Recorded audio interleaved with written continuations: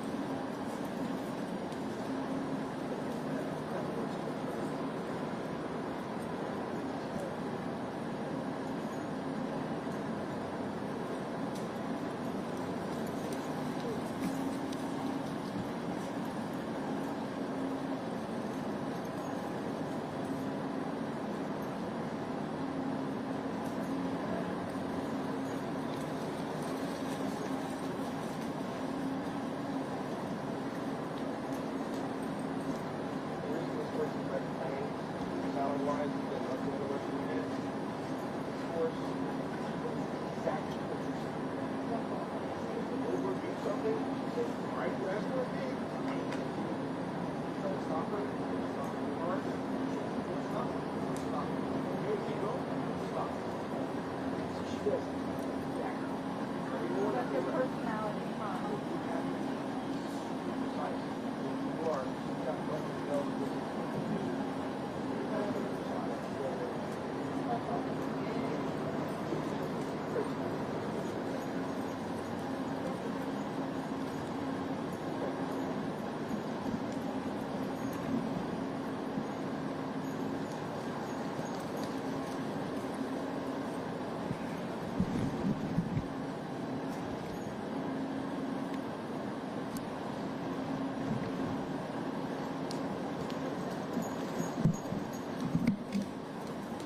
I'm Lieutenant Ryan Watson with Mounted Patrol. I'm out here with our best new partners, the Murrays that we met out in Acres Homes. So Mounted Patrol, as you know, we're out in the community. We patrol neighborhoods all over the city as part of an outreach to be able to fight crime directly. Cars have become the biggest barrier that we have to policing, and so we've eliminated that by being on horseback. We have a direct connection with the community. We're approachable, we're friendly because of the horses. Everybody loves horses.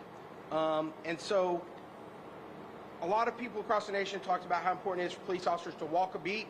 Well, in a city the size of Houston, that'd kill a person trying to walk that far. So what we've done is, on horseback, we're able to reach as many people as we can in the neighborhoods that need them the most. While my officers were out in Acres Homes, which for those of you not familiar, Acres Homes is a really unique community within the city of Houston, and they have a really vibrant horse culture. I was a rookie and patrolled out there, and about every third house has horses in front of it. And so it was a really interesting opportunity.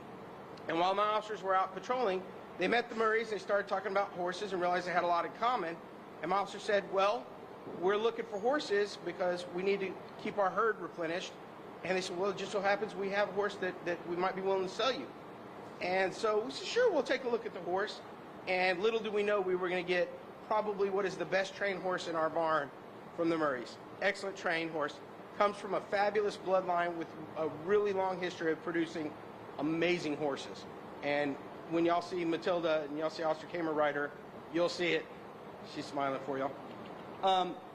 But I do want Officer Kamer to come up and talk with the Murrays, just kind of about how they met and how it's important and what a relationship with HPD means to people in Acres Homes, specifically the Murrays.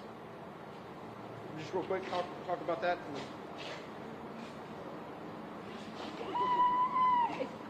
I'm so happy I met you. I know, it was really awesome. We went out on patrol, of course, in Acres Homes, and as we were patrolling, we came by these really great-looking horses, and Mrs. Murray was outside, and we got to chatting, and she was telling me all about these wonderful horses she had, and I'm like, well, you know, we happen to be looking for some horses, and she goes, well, I've got a couple for sale, which was awesome. So by the time we got back around, we had made this really great connection, and she had this phenomenal horse. And this is really a cool story for, you know, relational policing that we get to do, and we get to go out and meet the public, and you know, we've become friends now, so you know, we're on social media together, so I get to follow her and her grandkids, and it's just been a really, really awesome experience getting to know them and their family, being in the Acres Homes, just getting out there and patrolling every day, which was an awesome experience for us. So, and we love it. We love it. I love it. I love to see you guys out there on the horses, and I want to come and give them water and talk and do this and do that. But yeah, I love it. I'm all about horses. Tell them your first experience when you first saw them the first time. Well, when I first seen, I was just came back from lunch break, and I seen the horses in the neighborhood. I haven't seen that unless something's going on. So I'm thinking, I didn't lock my door. Oh crap. So I pulled away, I let the window down. I'm like, everything okay? And they was like, yeah, we're just riding around. I'm like, huh? Yeah. And I said, oh, okay, well, let me show y'all my horses. So I introduced them to come to my barn, invited them to come to my barn, and we just started talking about horses. I pulled out all the horses out the barn. yeah, Miss Murray, Yeah. her husband, you know, he calf ropes, and her whole family does rodeos, and so, you know, it was kind of an ill connection. I've done a little bit of rodeoing myself, so it was a really nice connection that we made, and she's got some really nice horses over there. It was really awesome. Yeah. Great day. Excited to be here. Yeah.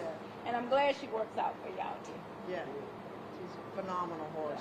Yeah, absolutely. Please. Well, for those of you who don't know me, I'm Mike Knox, Houston City Council at-large Position 1. That means I represent the entire city, so I'm sort of a mini-mayor. The mayor couldn't be here today, so I'm standing in on his behalf today. Let me just say that one of our objectives in law enforcement is to get closer to the community. This is a perfect example of how the neighbors working with the police can achieve wonderful things. Miss Murray and her husband Willie had no idea the horses were going to be out there. They discovered that they have something in common with some of our law enforcement people. They've engaged in a conversation that's resulted in the acquisition of this wonderful horse that will be a great supplement or great addition to our herd here that will allow us to be out in more neighborhoods doing more patrolling and getting people to know. A lot of people don't realize that our mounted patrol is very important in HPD. We use them for parades, of course, but we also use them for crowd control and controlling scenes and so forth like that. So they do an important policing role in addition to their public relations role. And like he said earlier, kids just love horses. They love to walk up, and that's a great opportunity for police officers to make a different kind of impression with law enforcement than they might get otherwise. And so we're very excited to have Matilda as part of the herd, and I'm looking forward to riding with her in parades coming up. Hopefully we'll have the rodeo parade coming up and the Thanksgiving Day parade, and so we will be seeing Matilda a lot. And of course they're always available for sponsorship, right? All these horses are available for sponsorship. You can contribute as a citizen. You can contribute and name the horse and and that sort of thing, and get pictures of it and so forth like that. So I want to thank Carlos and Willie over here. We didn't realize this, but evidently Willie and I were, brothers from another mother or something. We have the same idiosyncrasies and other issues, but again, it's the community getting together with people in more peaceful environments and ability to communicate more effectively and realize that all of us are human beings. We're all doing our best to make Houston a better place for everyone. Whether you're in Acres Homes or Sunnyside or on the west side or the East End, wherever you happen to be, there's opportunities for individuals to engage with police officers in a friendly environment so you get to know them and they get to know you. I want to thank the news media for being out today. This is sort of a low impact story, but I think it's very important. I appreciate y'all being out here today. Anyway, I think that y'all have any questions or for any of us? Mr. Murray, can you describe a little bit more about how this good met and what was the circumstance? How did this happen? Oh, actually, they were just riding in the community patrolling, and I talk to anybody. Not the nosy neighbor, but I just talked to everybody, and I just wanted to know if they was okay and if it was something I could do. And then when I noticed the horses and started talking about horse talk, and then I wanted to invite them over to see my horses because I'm proud of my horses. And then what made Matilda like such a good horse? So well trained and behaved? Well, actually, she's one of the best at my place besides competition rodeoing. And then Miss Wendy, she looked at her and she liked her. No horse owner gives up their best horse. She was best for this job, Because as we got to riding her and loping her, she was like, no, I just want to walk and be pretty. I just want to have fun. I don't want to run behind calves. I don't want to run behind steers. So for this job setting, she was perfect. So she was one of my laid-back horses, would work as a patrol, but without a doubt. She would ride babies, she would ride old people, she would ride crazy people, she would ride anybody. She was just a good laid-back horse. And how long ago was this meeting? June. Yeah. Any other questions? Just kind of the stats on Matilda. How old is she? What kind of horse is she? Matilda is what? 11 years old. She's originally out of a great stud horse named Delta Flyer. And he was a cutting horse. Two-time And he world made champion. a bunch of money and he passed away, then her owner passed away. Another friend always called us to get her, so we got her and brought her to Acres Home. Now we're gonna make a roping horse, but Well, you have to go back and just say a couple things. For like 4 years, her prior owner had cancer, and so she was just a babysitter for her. When she felt good, she went out, she pet her, so she didn't do anything for like 64 years. So when we asked her to start doing stuff, she was like, I'm used to walking and having fun. I don't want to work no more. So that's why I feel like she'll that's a good home for her, doing what she wanted to do, just babysit and be pretty like she is. Yeah. So that's it. And that's about it. How does a horse like this, coming from a pasture, go to being trained for protest? Okay, that's y'all there. Well, Matilda had already had quite an extensive training herself. When we acquired her, I spoke to the lady, a friend of the ladies that had passed away. She's had extensive training. But when we bring them to our facility, we go through a whole series of training from the ground up. They do harassment training. They have to be able to tolerate large crowds, loud noises. They have to be able to work in multiple environments, whether it's a park, downtown where we have construction scenes, large trucks. We have a lot of things that we put the horse through in order for it to be ready to be a mounted patrol horse. It has to have the right mindset. It has to have the right temperament in order to be able to do these things. And then, of course, our main function is crowd control and riots. And so they have to be able to tolerate angry crowds. They have to be able to tolerate loud noises, banners, things flying around. So Matilda has a lot of those qualities that we were looking for when we went and looked at her. And she's going to be a really, really nice horse for our barn, a great asset. So. Does the name Matilda come from Yes. And did she share any reason why Matilda? I don't know why she called her Matilda. That was just her name. Yeah, her daddy was an amazing horse. He was two-time cutting horse world champion, Hall of Famer. And further down in her bloodline, her great-grandfather was Pepe Sandbadger, which is also an extraordinary cutting line. So, I mean, her entire bloodline is phenomenal, phenomenal. It's a great asset to have here. And what's the cutting one? The cutting horse is used in, it's a Western discipline where it will cut a horse out of the herd and keeps the horse separated from the rest of, or the cow separated from the rest of the herd. And it's a competition sport. So she's definitely got some great bloodlines. And Officer Kamer's the one who's training her up for the crowd control as well. So it just kind of worked out nicely that she found the horse that she was going to train and finish out for the mission that we have. So she's been doing an excellent job with her over the last couple of months. Does she have any quirks? Any quirks? Yeah. All horses have quirks. They're like individual, just like us. For this particular horse, she, I would say her biggest quirk is she knows when it's time to work, and when that saddle comes working, she's like, yeah. So you bring the saddle over, she's like, again. But she's once you get her working and get a good sweat on her, she's very cooperative. She's a very nice horse to ride. Very nice. Any other questions? Doesn't have to be just about her. Anything else at the barn? Curious? Oh, one of the things that you guys might want to know is here at the stable, we don't put shoes on the horses. They're all barefoot all the time. And I understand the reason for that is it helps the horse feel the ground better, so they're less likely to step on stones or nails or things like that that can really hurt them. As soon as they feel it, they can get their foot off that.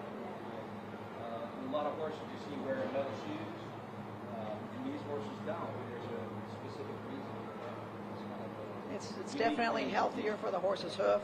The horses, putting metal shoes on them, riding them downtown actually is very slippery on those steel shoes on that concrete surface. So we ride them barefoot. It can be a little slippery still, but at the same time, it's much healthier for the horse's hooves not to be shod. And they have a really thorough equine veterinary system attached to the barn here, so that these horses get the best medical care, they get the best of everything. And so this is a great place for them. And we are always looking for more horses too. Always. Always. And the cool thing about our barn is that we're unlike any other division. You know, if you're in patrol, you get in your patrol car and you go out on the streets every day. Here at the barn, the officers at the barn run this barn. We have officers over there that are trimming horses every day. We have officers that work on the facility, that keep up the maintenance. We do everything here, from drive tractors to move hay to, groom horses and clean stalls. We help right alongside our civilian workers that work really hard out here. So, I mean, it's a cooperative effort. It takes a family to run this barn. You can't just come out here and get on your horse every day. You're responsible for grooming it, for tacking it, for making sure your horse is in good health all the time. I mean, it's a big job, a large responsibility. How many horses do you have? We have 35. We have 35 currently. We do, and we have several that are aging right now. So that's why we're looking for. And how do we deal with the aging horses that we Those horses are retired. We have, if the horse is donated to us, we go back to the person that donated it and ask them if they want the horse back. If they don't, we have a list of people that are willing to take the horse and allow it to retire and just be a horse for the rest of its life. And some of those people have been like the Girl Scouts. We've retired a horse to the Girl Scouts so that the girls can go out and ride, because it's not going to be a high impact riding like we do on a daily basis. It's more like pleasure riding. Therapeutic places where it's equine therapy for people with special needs, injuries, PTSD, and so forth. So we try to find homes that are really good fits where the horses can enjoy the rest of their life, because we retire them at about 20 years old.